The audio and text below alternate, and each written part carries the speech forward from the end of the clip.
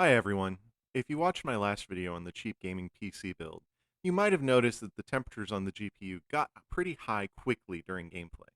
While the low 80s isn't critically high, it would be nice to be able to have a better thermal response for the card, as this will help extend the life of the GPU. I also have an AMD GPU that I bought from eBay with no working fans. So let's fix some graphics cards.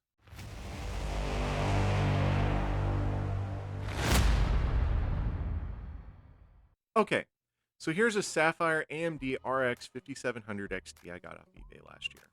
As you can see, the fans aren't spinning even though the card is getting power. The lights function and we get video output, but the fans just won't spin. Even keeping the case open when I run a web-based GPU stress test, here I'm running the Matthew 83 test, the temperatures skyrocket quickly, and after about 2 minutes, the temps are already pushing 90°C, a critical temperature for any graphics card. Now that I've pulled the card, we can see that the fans spin freely when turned, so it isn't a physical blockage. That leaves an electrical issue as the likely culprit. Now, I could spend about $80 to get new fans for this, since Sapphire uses a proprietary style attachment. But since the whole point of the previous build was to try and keep costs down, we're going to go a cheaper route. This is something you can easily do. I'm going to take this card apart really quick.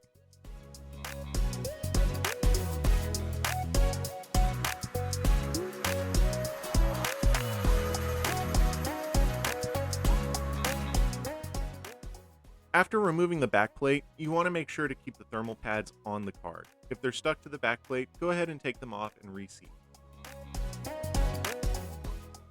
Now, we can remove the shroud, and you can see just how rough the heatsink fins look.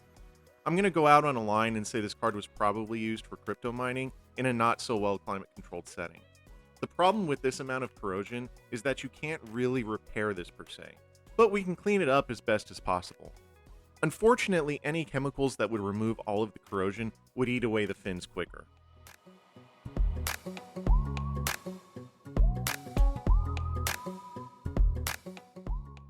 So let's go ahead and take the heatsink off, and then I can do my best to clean this up and try and get it back to usable.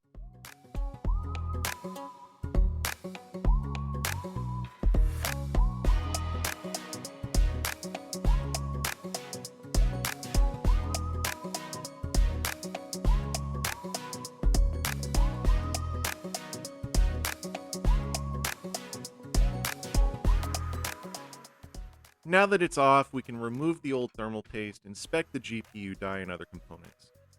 You can see some corrosion on the mounting plate for the heatsink as well. To clean this up, I'm going to use some isopropyl alcohol and a lint-free wipe.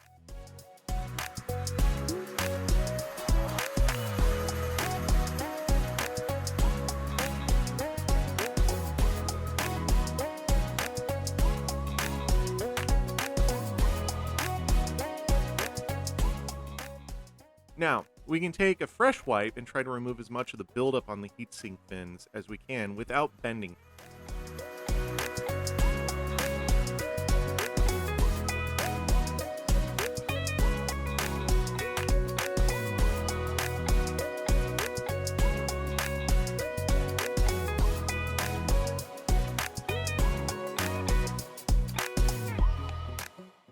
That's gross.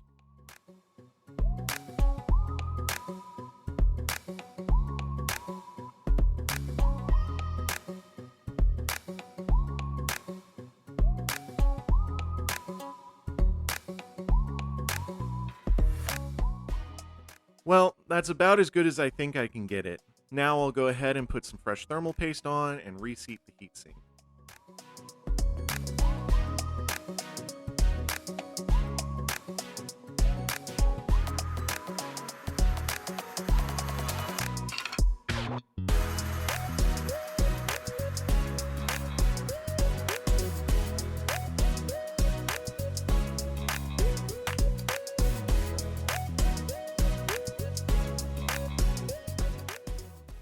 Okay, that's back together, and notice I didn't put either the backplate or the fan shroud back on.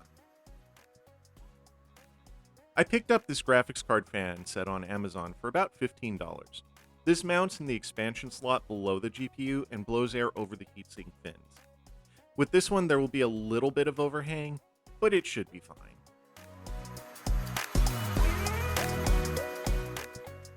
power the fans, they have provided a Molex connector with 4 different adapters, 2 12-volt, a 5-volt, and a 7-volt.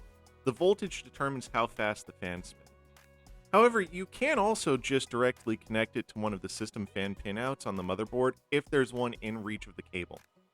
So I'll put all this back in the case and get back to you.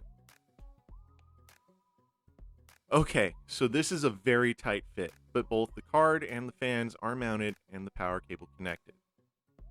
And this is where it got a bit more difficult. Even though the system turned on and the fan spun, no video was displayed. I think this is due to this particular card checking for fan voltage before turning on. So I cut the connector from the fan shroud and broke out a soldering iron. This sounds daunting, but this is literally the first time I have ever soldered anything other than a practice piece of wire before filming. I had some wires from an Arduino kit that can plug into the fan plug, so I soldered one end of the wire to the GPU connector and isolated each one with some heat shrink. I then plugged the wires into their matching spots on the fan plug and secured it with another bit of heat shrink. This is a good point to weigh in on the debate whether buying used cards is worth it. As you can see, this is a bit more work than I was expecting. If all goes to plan, I will still come away with a very capable graphics card for less than a new one.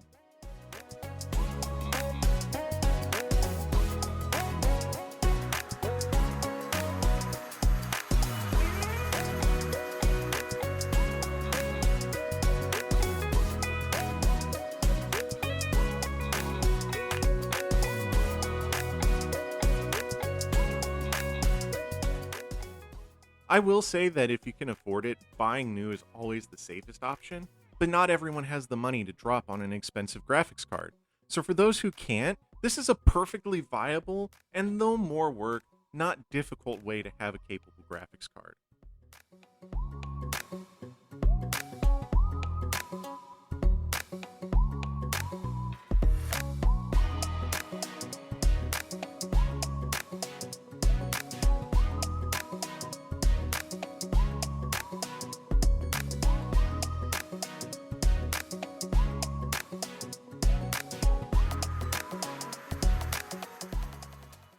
Now that the card is plugged back in, the computer boots up and we can rerun the GPU stress test.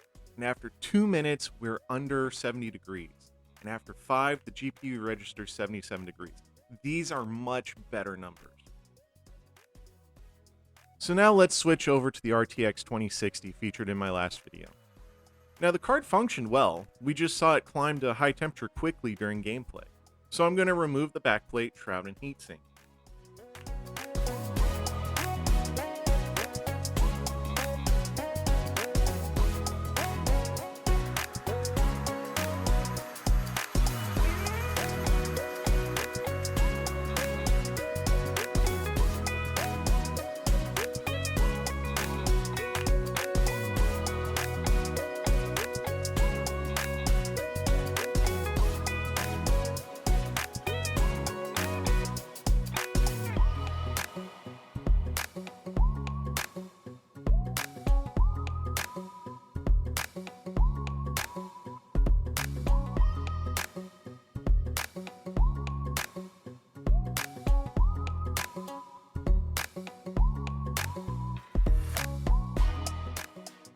Now that the heatsink is off, I'm going to maintain the thermal pads for their components. Going back to the isopropyl alcohol, let's remove the old thermal paste and replace it with some fresh thermal paste.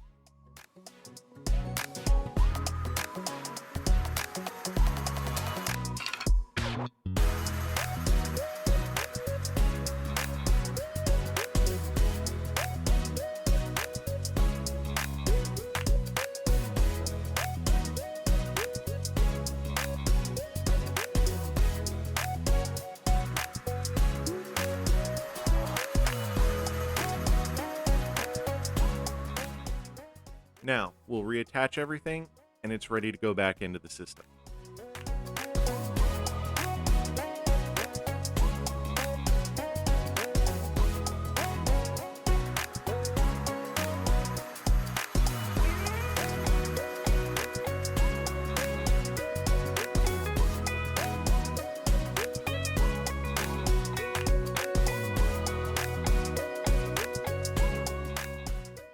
Playing some Fortnite again on the RTX 2060, the temperature did climb back up to the low 80s, but it took a lot longer to get there. I probably need to go in and adjust the fan speed curve settings to keep the temps down. Interestingly though, the gameplay was also noticeably smoother after the fresh thermal paste.